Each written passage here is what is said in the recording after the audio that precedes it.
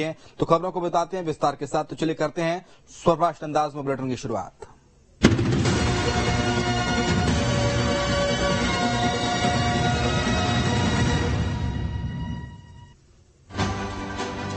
मुख्यमंत्री डॉक्टर मोहन यादव इंदौर में आयोजित ब्रिज मैत्री बिजनेस एक्सपो में हुए शामिल। सीएम मोहन यादव ने प्रदेश के व्यापारियों के साथ संवाद किया। सीएम मोहन यादव ने व्यापारी वर्ग की तारीफ की। कहा, एक व्यापार से कई घरों में चूल्हे जलते हैं, कई लोगों को काम मिलता है।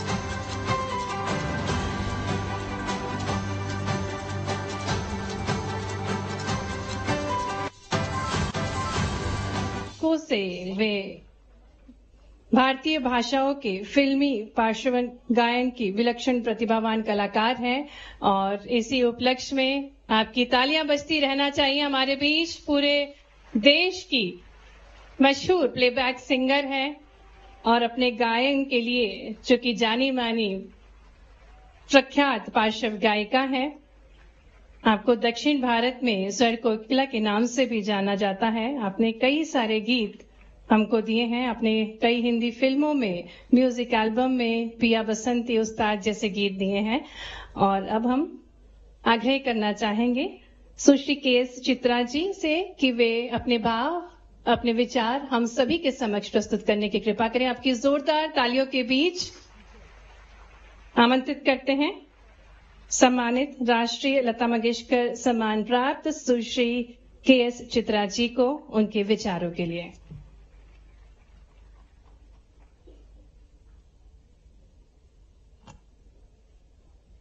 आदरणीय मुख्यमंत्री Shri Mohan Yadav ji, respected dignitaries on the diets and ladies and gentlemen, नमस्कार। सम्मानीय मंच को मेरा सादर प्रणाम। कार्यक्रम में उपस्थित संगीत प्रेमियों को मेरा नमस्कार। I can read and write Hindi, but I have difficulty in talking in Hindi, so I'll shift to English. I hope you all will forgive me. Today happens to be a very special and important day in my life. Bharat ka swar kokila, Lata Mangeshkar, whom we call with lot of love and respect Lata Didi, was born here. I feel so happy that I'm here in her native place, in her auditorium on her birthday to receive the most prestigious Lata Mangeshkar National Award. I would like to say that Lata Mangeshkar is not just a name. She is a monumental figure in the world of music. I grew up listening to Lataji's songs. The sweetness, simplicity, emotional depth in her singing are a guiding light for every aspiring singers. We all see her as an incarnation of Mata Saraswati. Music is a form of devotion. Lataji taught us that dedication, discipline and perseverance are the most important aspects of this devotion. I am deeply grateful to the Department of Culture for deeming me worthy for this recognition. It gives me great joy to be here in the culturally rich state of Madhya Pradesh, known for its art, culture, literature and cleanliness. Thank you all. Loka Samasta Sukhino Bhavantu. बहुत बहुत धन्यवाद सुश्री KS Chitra ji. आपने अपने भाव व्यक्त किए कि आप बेहद प्रसन्न हैं लता जी के ऑडिटोरियम में और लता जी का जो सम्मान आपने प्राप्त किया है इसके प्रति।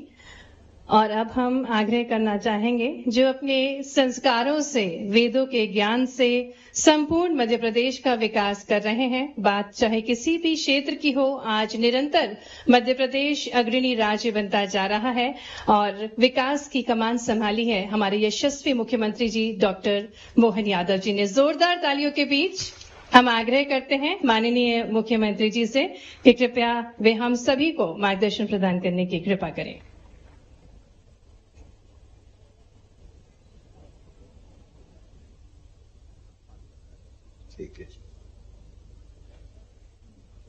राष्ट्रीय लता अलंकरण सम्मान समारोह में मंच पर विराजमान भारत सरकार की यशस्वी केंद्रीय राज्य मंत्री श्रीमती सावित्री ठाकुर जी, इस अवसर पर सदैव अपनी गरिमामयी उपस्थिति सभी कार्यक्रम को गौरवान्वित करने वाले हमारे मित्र और यशस्वी जल शक्ति मंत्री माननीय तुलसीराम सिलावट जी, संस्कृति मंत्री श्रीमान धर्मेंद्र सिंह लोधी जी, इस अवसर पर 22 और 23 क्रमशः 2 पुरस्कार एक साथ लता मंगेशकर जी के नाम पे दिए जा रहे हैं। श्रीमान उत्तम सिंह जी और सुश्री के.एस. चित्रा जी, मैं दोनों को बधाई देता हूं, दोनों का अभिनंदन करता हूं, कोटि से बधाई देता हूं।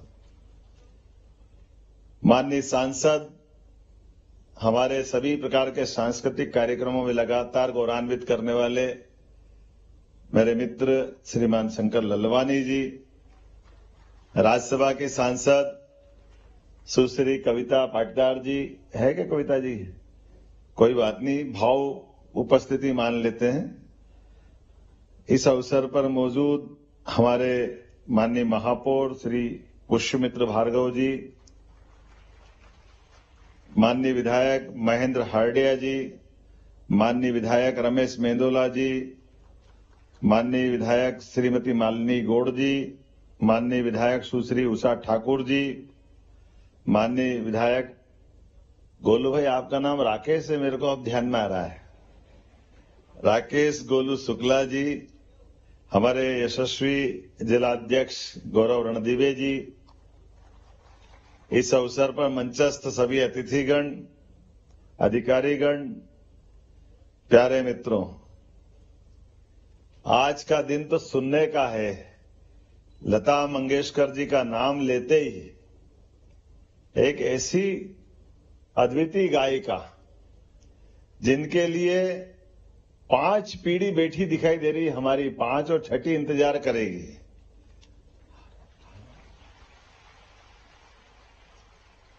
कोई कल्पना कर सकता है कि कोई गायिका जो इसके जीवन में कितने प्रकार के उतार चढ़ाव आए हैं, उनके जीवन के विविध पक्षों को देखो, उनकी जीवटता को देखो, उनकी आवाज की यात्राओं के भी अलग अलग दौर के गाने अपने को मिलेंगे। गायिका वही है, आजादी के पहले के उनके गाने, उनका अपना योगदान, उनका अपना तरीका, और गायकों की भी कितनी पीढ़ी निकाली। हर गायक, पुरुष गायक बदलते गए, नहीं कोई बदला। फिल्म को चलाना है, फिल्मों को चलाने की गारंटी है तो लता मंगेशकर को बुला लो, फिल्म अपने आप चल जाती। उनके अपने आवाज की परमात्मा की लीला है। हम सब उस पीढ़ी के लोग भी यहां बैठे हैं। मां सरस्वती को हमने नहीं देखा ना सुना है, लेकिन लता जी को सुन लो तो हमको एहसास होता है वीणा वादनी क्या होगी, उनका अपना स्वरकंठ क्या होगा, उसका एहसास, उसका स्पंदन हम सबको होता है। उनके जीवन की विविधता केवल बोलने से नहीं, अपने परिवार के अंदर भी सभी भाई बहन को लेके चलने की जो उनकी अपनी जीवटता है। बड़ा भाई घर में नहीं, बहनें हैं, छोटा भाई है, 4 बहनें, तो अपना जीवन पूरे परिवार के लिए समर्पित कर दी। जैसे मां के लिए आवाज समर्पित कर दी, ऐसा जीवन अपना पूरे परिवार के लिए समर्पित करते हुए स्वर साधना के मार्ग को अपनाया। उस स्वर साधना के मार्ग में भी एक बार तो ऐसा मौका आया, उनकी आवाज ही चली गई, पता नहीं क्या हो, कोई गड़बड़ हुई, क्या हुआ उनकी। एक कभी कोई सोच सकता क्या लता जी गा नहीं पाए? एक दौर खराब ऐसा भी आया है कि उनकी अपनी आवाज, उनका खुद का बहुत खराब समय था, लेकिन परमात्मा की दया, ईश्वर भी तो है। दुश्मन चाहे तो क्या होता है, मुद्दई चाहे तो क्या होता है, होता वही जो मंजूर है। तो ईश्वर की इच्छा थी, और ईश्वर के उस दौर में देखो अपन, क्या उनका कंठ है, भगवान की क्या दया है। आजादी के पहले के गाए हुए लड़कपन छोटी बच्ची का गायन हो, उनके भजन ठुमक चलत, क्या भगवान को ऐसा लगता है कि जैसे सामने से ही चल रहे हैं, भगवान अपने को दिखाई दे रहे हैं, आवाज से एहसास हो जाता है। और कहां आजादी के पहले की लता और कहां वो एक दूसरे के लिए 16 बरस की भगवान ही मालिक है, क्या गाया। कौन कौन से गाने याद करो, कहां कहां से याद रखो, बाबी हम सब याद रखें। अपने गाने की और नई परंपरा के लिए भी लता जी जानी जाती, जो उनकी संघर्षशीलता दिखाती। उनका ये सब पक्ष आज उनका जन्मदिन है, तो मैं संयोग से याद भी कर रहा हूं, जो बाद के गायकों के लिए काम का आएगा। आमतौर पर हीरो हीरोइन बाकी जो पर्दे पे दिखने वाले लोग के लिए तो सदैव काम भी उपलब्ध रहता, दाम भी मिलता है। लेकिन वो दौर वो था जब गायकों के लिए धनराशि थोड़ी मिलती थी। ऐसे में गुजर बसर परिवार के लिए भी और बाकी गायकों के लिए रॉयल्टी की लड़ाई लड़ी, और लड़ने के लिए उस समय के सबसे बड़े हीरो राज कपूर से भी संघर्ष किया कि कोई बात नहीं, हमको तुम्हारे गाने नहीं गाना। राज कपूर भी बहुत बड़ा नाम था, बहुत अपना उनका अपना संसार था, लेकिन आखिरकार राज कपूर को लता जी की बात मानना पड़ी और बाबी में गाने लता जी से गवाए। ये उनका अपना अंदर का आत्मविश्वास था, मन में गांठ नहीं बांधती, लेकिन जो बात कहना डंके की चोट कहना, जो करना डंके की चोट करना। और हमने सबने उनके रूप देखे, और वास्तव में आज के ये दोनों हमारे कलाकार हैं। पहले लता मंगेशकर जी और हमारे प्रधानमंत्री, क्या धन्य नरेंद्र मोदी जी के लिए अभिनंदन करो। उनने अपना दुनिया के सबसे बड़े लोकतंत्र के यशस्वी पद को शोभायमान करने वाले श्रीमान नरेंद्र मोदी जी, भारत रत्न कोकिला लता मंगेशकर जी के लिए उनका अपना संबंध भाई बहन की तरह रहा। यह हमारा सौभाग्य है, और उनने निभाया भी है नरेंद्र मोदी जी ने। कोई दुनिया का ऐसा कलाकार नहीं होगा। हमारे लिए, लता जी के लिए जीते जी जिस ढंग से उनने स्वर यात्रा की है, उतना ही सम्मान जब लता जी ने इस संसार को अलविदा किया, नरेंद्र मोदी जी जहां से चले वहां तक पैदल पैदल लता मंगेशकर जी का उस स्वर के बलबूते पर दुनिया में जो उनने पहचान बनाई, पूरा भारत का सम्मान बढ़ाया, पूरे भारत को गौरवान्वित किया। ये लता जी का अपना योगदान के लिए नरेंद्र मोदी जी का मैं अभिनंदन करना चाहता हूं। जोरदार तालियां बजाओ। यह कलाकार का सम्मान किया, स्वर की साधिका का, वीणा वादनी की जो हम अपने जय जयकार करते हैं, ये गौरव का क्षण हमारे लिए और गौरवान्वित होता है। एक कलाकार को क्या चाहिए, वो जीते जी मान सम्मान तालियां, लेकिन जाने के बाद भी विदाई हो, तो विदाई में सबसे बड़े पद को सुशोभित करने वाले यशस्वी प्रधानमंत्री ने हमारी सांस्कृतिक धारा को पुष्ट किया, अभिनंदन किया। मैं इस बात का पुनः रेखांकित करता, लता जी के साथ साथ याद करते हुए, काम करने के लिए कैसा जज्बा चाहिए। उत्तम सिंह जी 17 साल की उम्र में, 17 साल किसको कहते हैं, 1948 का आपका जन्म है उत्तम सिंह जी, और आपने अपने उस जीवन काल में, मैं आपका ये सब देख रहा था, तो नौशाद, अरे कौन संगीतकार छोड़ा आपने और कौन सा गायक छोड़ा है। राजश्री प्रोडक्शन से लेकर सभी के साथ कितना आपके हाथ में भी जादू है। जोरदार अभिनंदन करो। ये हमारे ऐसे उत्तम सिंह जी जिनने लता अलंकरण को हमारे लिए गौरवान्वित किया है। इतने अच्छे सब प्रकार के, और क्या क्या आपकी विधा है, ना केवल वायोलिन बजाना, बल्कि आप सभी प्रकार के संगीत के निर्देशन से लगा करके संगीत के स्टूडियो की रिकॉर्डिंग के सारे कामों को सब तरह से करने में, और आपने लता जी के साथ के संस्मरण सुनाए। मैं मध्य प्रदेश सरकार की ओर से आपके पुरस्कार देते हुए अपने आप को भी गौरवान्वित महसूस कर रहा हूं, प्रदेश की ओर से आभार भी मानता हूं, आपका वंदन करता हूं, अभिनंदन करता हूं। आपके जैसे समर्पित कलाकारों से हमारा ये लता अलंकरण भी गौरवान्वित हुआ। मैं अपने विभाग को भी बधाई देना चाहूंगा। और लता जी के नाम पर दूसरा अलंकरण कितना अच्छा लगता है। हमारी बहन बैठी है चित्रा, जोरदार अभिनंदन करो, इनका भी स्वागत करें। दो ही गायिका है हाउस ऑफ कॉमन्स में गाने वाली इंग्लैंड के अंदर, एक स्वर्गीय भारत रत्न लता मंगेशकर और दूसरी लता मंगेशकर हमारे बीच बैठी है, जिनने अपनी गायिका के बलबूते पर झंडे गाड़े हैं, अपने एहसास कराया है। सभी प्रकार के गायकों के साथ और अपनी जो प्रतिभा के लेकर के आए, सच मानो। और आपने केरल से हमारा एक तरह से मध्य प्रदेश का रिश्ता 1200 साल पहले से शंकराचार्य के भगवान आदि शंकराचार्य जी ने हमारे अपने नर्मदा के तट को गौरवान्वित किया था। उनकी अपनी ये यात्रा यहां से चालू हुई थी।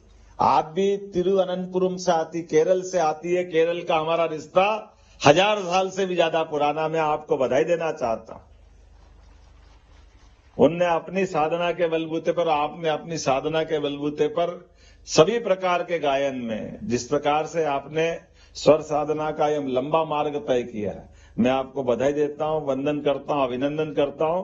और आपके गायन से हमको वो मिठास भी दिखाई देती है, खनक भी दिखाई देती है, आनंद भी मिलता है। और गायन के क्षेत्र में संगीत के बाकी विद्यार्थियों के लिए आप जीते जी विश्वविद्यालय की तरह उनके सामने अपना स्वरूप प्रस्तुत करते। मैं आपका स्वागत करता हूं, अभिनंदन करता हूं।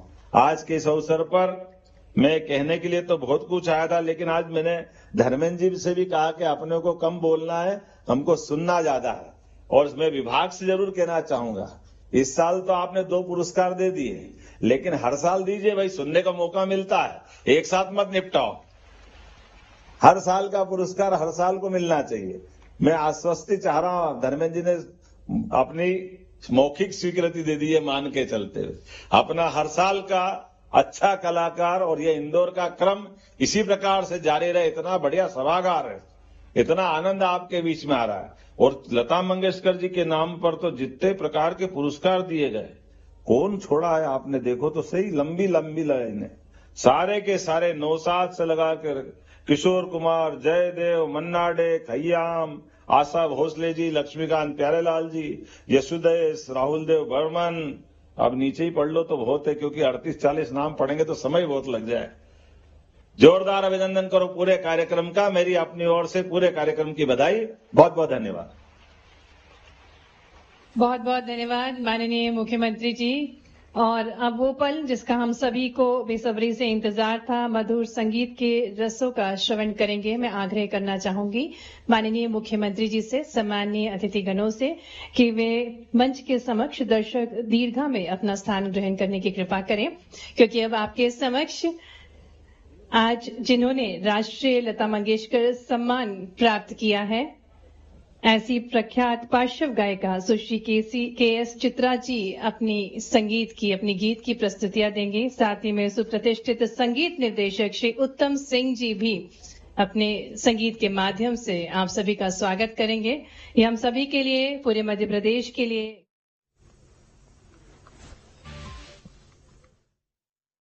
राष्ट्रीय लता मंगेशकर सम्मान अलंकरण समारोह आयोजित किया गया है। और इसी के अंतर्गत आज चेन्नई से पधारी सुश्री के.एस. चित्रा जी को संगीत के क्षेत्र में सम्मानित किया गया है। साथ ही में मुंबई से पधारे श्री उत्तम सिंह जी, जिन्हें संगीत निर्देशन के लिए राष्ट्रीय लता मंगेशकर सम्मान अलंकरण समारोह के अंतर्गत सम्मानित।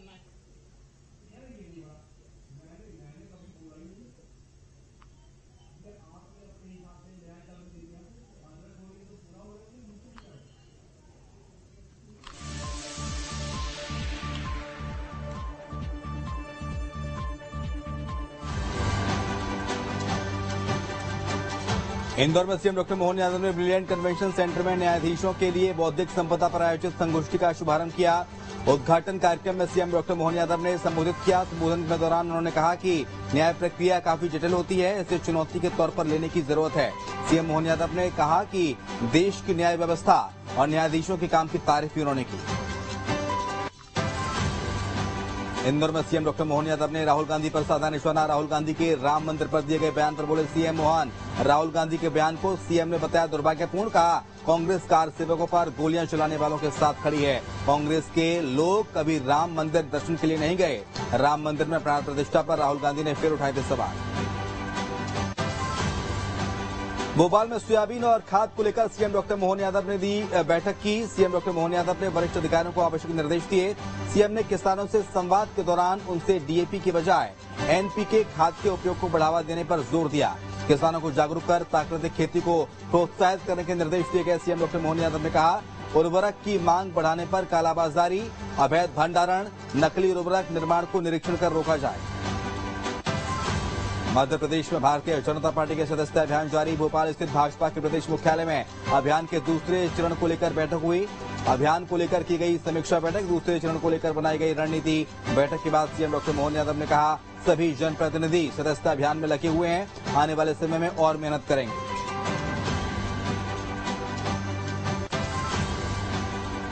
एमपी में बच्चों के साथ हो रही हैवानियत पर महू से भाजपा विधायक और पूर्व मंत्री उषा ठाकुर का बड़ा बयान।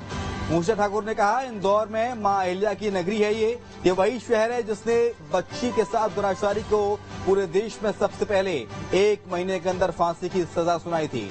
बच्चों के दुराचारियों को फांसी की सजा का प्रावधान है। ऐसे अपराधियों को चौराहे पर फांसी दी जाए। उज्जैन में बाबा महाकाल के मंदिर में महाकाल मंदिर परिसर में आए दिन होने वाली घटनाओं पर बोली पूर्व मंत्री उषा ठाकुर। बढ़ती घटनाओं को देखते हुए पूर्व मंत्री उषा ठाकुर ने वीआईपी कल्चर बंद करने की मांग की। कहा, वीआईपी कल्चर होना चाहिए बंद। परिसर से लगे महाराजवाड़ा की दीवार गिरने से 2 मौतों होने के बाद उषा ठाकुर का बयान सामने आया। रायपुर दौरे पर आए केंद्रीय जल शक्ति मंत्री सीआर पाटिल ने सीएम विष्णुदेव साय के साथ प्रेस कॉन्फ्रेंस की। सीआर पाटिल ने एक पेड़ मां के नाम अभियान को लेकर बड़ी बात कही।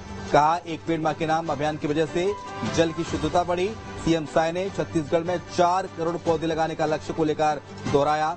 सीएम इसके साथ ही प्रदेश के सभी विभागों की लगातार समीक्षा भी की जा रही है। स्वच्छता ही सेवा ग्राम बरगा के तहत राजनांदगांव में कार्यक्रम का आयोजन किया गया। मुख्य अतिथि के तौर पर कार्यक्रम में शामिल हुए मुख्यमंत्री साय। विशिष्ट अतिथि के तौर पर विधानसभा अध्यक्ष डॉक्टर रमन सिंह भी शामिल हुए। डिप्टी सीएम अरुण साहब ने एक बार फिर से कांग्रेस पर साधा निशाना। कांग्रेस की न्याय यात्रा को लेकर बोले अरुण साहब। कहा, कांग्रेस ने देश और प्रदेश के साथ किया अन्याय, कांग्रेस को निकालनी चाहिए माफी यात्रा।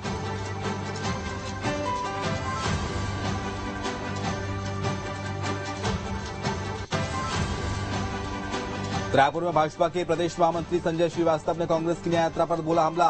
कहा, 50 वर्षों तक देश में अन्याय करने के बाद कांग्रेस अब निकाल रही न्याय यात्रा। प्रदेश को अशांत करने में लगी हुई है कांग्रेस पार्टी। रायपुर में भाजपा की सदस्यता अभियान को लेकर कांग्रेस के पूर्व मंत्री शिव डहरिया ने साधा निशाना। कहा, भारतीय जनता पार्टी के लोग मिस्ड कॉल देकर चला रहे सदस्यता अभियान।